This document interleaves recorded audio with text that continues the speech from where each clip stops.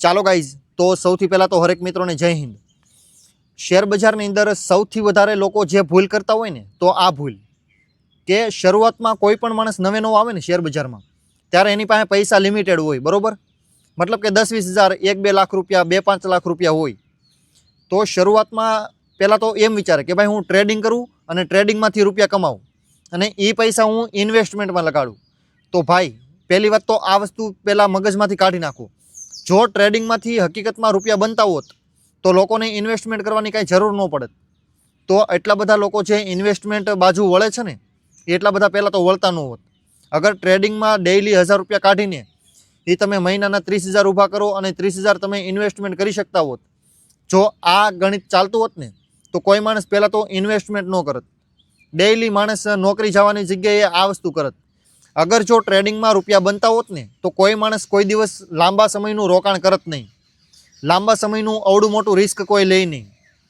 Investment કરવાનું કારણ જ છે કે ભાઈ ટ્રેડિંગમાં રૂપિયા દેખાય છે બહુ, પરંતુ છે નહીં, અને ઇન્વેસ્ટમેન્ટમાં દેખાય છે ખૂબ ઓછા, પરંતુ હકીકતમાં જેટલા દેખાય છે ને એનાથી અનેક ગણા વધારે છે ઇન્વેસ્ટમેન્ટની અંદર, લાંબા ગાળાના રોકાણમાં। એટલા માટે જ તે લોકો સૌથી વધારે અંતે જે માણસ રસ્તો ઉપાડે ને, એ આવડા લોંગ ટર્મ ઇન્વેસ્ટમેન્ટ।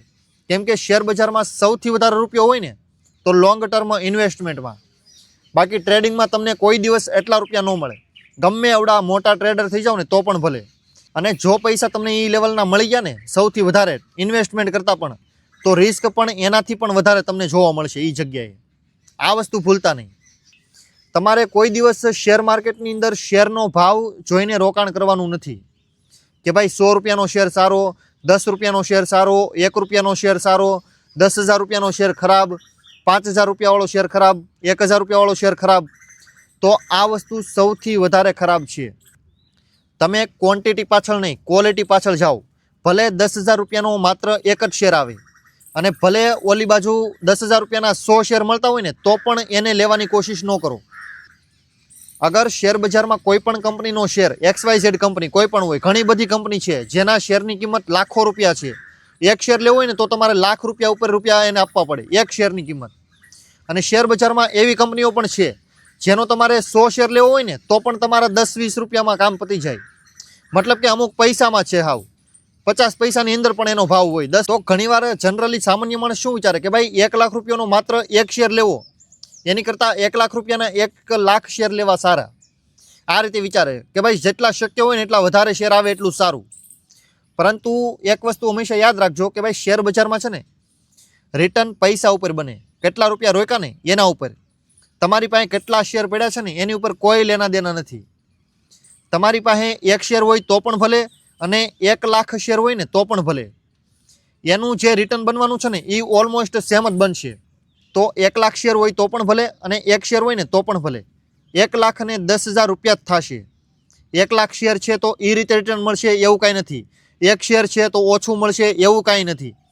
માત્ર તમે રૂપિયા કેટલા લગાડ્યા છે ને એની ઉપર રિટર્ન બનશે। 1 લાખ ઉપર 10% એટલે 10 જ ટકા। પછી શેર ગમે એટલા હોય 1 લાખના, એક શેર હોય તો પણ ભલે, 10 શેર હોય તો પણ ભલે, 50 શેર હોય, 100 શેર હોય કે 1 લાખ શેર હોય, કોઈ ફરક નહીં પડે, પૈસા ઉપર રિટર્ન બનશે। 10%, 20%, 25% માઇનસ હોય તો પણ એ રીતે।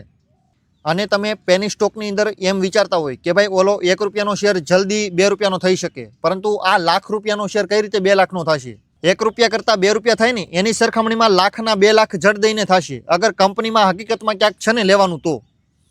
કંપનીનો બિઝનેસ સારો છે તો 1 રૂપિયાનો શેર 2 રૂપિયાનો થાય ને એ પહેલાં ઓલો 1 લાખ કરતાં 2 લાખે પૂગી જશે। એક્ઝામ્પલ તરીકે તમારે જોવું હોય ને તો MRFનો શેર જોઈ લો, ટાયર બનાવતી કંપની MRF, એ 90,000 હતો ને તો અત્યારે 1.5 લાખ વટી ગયો, બરોબર। એની સરખામણીમાં તમને શેર બજારમાં અનેક ગણી કંપનીઓ મળશે, અનેક કંપનીઓ છે જે ગઈકાલે 500 રૂપિયા હતા, આજે 500 રૂપિયા જ છે। ઓલો 90,000નો શેર 1.5 લાખે પૂગ્યો MRF, અને અહીંયા અમુક કંપની હજી 500 ની 600 રૂપિયા નથી થઈ। તો આ સૌથી મોટું એક્ઝામ્પલ છે, ક્વોલિટી સૌથી વધારે મેટર કરે, ક્વોન્ટિટીનો કોઈ મતલબ નથી કે ભાઈ તમે કેટલા શેર રાખો છો, કઈ કંપનીના છે, આનું કોઈ મહત્વ નથી। શેર જેટલો નાનો હોય એટલો જલ્દી આગળ વધે, આનું કોઈ મહત્વ નથી। શેર ગમે એવડો મોટો હોય, કંપનીમાં ગ્રોથ હશે, કંપનીની પ્રોડક્ટ, કંપનીની સર્વિસ, કંપનીનો ધંધો, આ બધી વસ્તુ સારું હશે ને તો કંપનીનો શેર ગમે એટલો મોટી કિંમતનો હોય ત્યાંથી પણ ડબલ થઈ શકે, બેફિકર આની સરખામણીમાં. તો આ વિડીયોમાં બસ આટલું જ. ગુજરાતીમાં સ્ટોક માર્કેટ રિલેટેડ વિડીયો જોવા માટે વિડીયોને લાઇક કરજો, શેર કરજો અને ચેનલને પણ સબસ્ક્રાઇબ કરી લેજો, જેથી કરીને જ્યારે કોઈ પણ હું પ્રકારની માહિતી આપું ને વિડીયોના માધ્યમથી ત્યારે તમને એટલીસ્ટ તેનું નોટિફિકેશન મળી જાય. ઓકે, તો thank you so much for watching this videos and good bye.